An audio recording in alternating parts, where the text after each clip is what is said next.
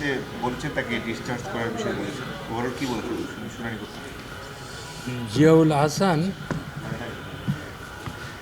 Major general হিসাবে চাকরি থেকে অবসর নেন। অবসর না? জি। হ্যাঁ, উনি 1991 সালে এই সেনাবাহিনীতে যোগদান করেন। আমি খুব সংক্ষেপে বলছি, ওনার জীবনের প্রত্যেকটা ধাপ খুব বর্ণাঢ্যপূর্ণ, কারণ উনি প্রথম থেকে রিটায়ারমেন্ট পর্যন্ত অনেক পদকে ভূষিত হয়েছেন।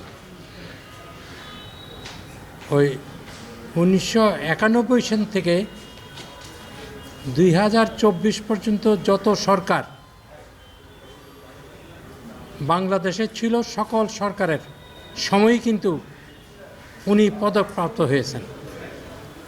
আজকের যে মামলা, সেটা 3টা ঘটনাকে কেন্দ্র করে। 2টা ডেথ খুলনায় না, একটা গাজীপুরে, একটা বরগুনা, আর একটা হলো সুন্দরবন। আমি 3টা ঘটনার বিষয়ে আমি ট্রাইব্যুনালকে বলেছি, রাষ্ট্রপক্ষ যেই তথ্য উপাত্ত এনেছে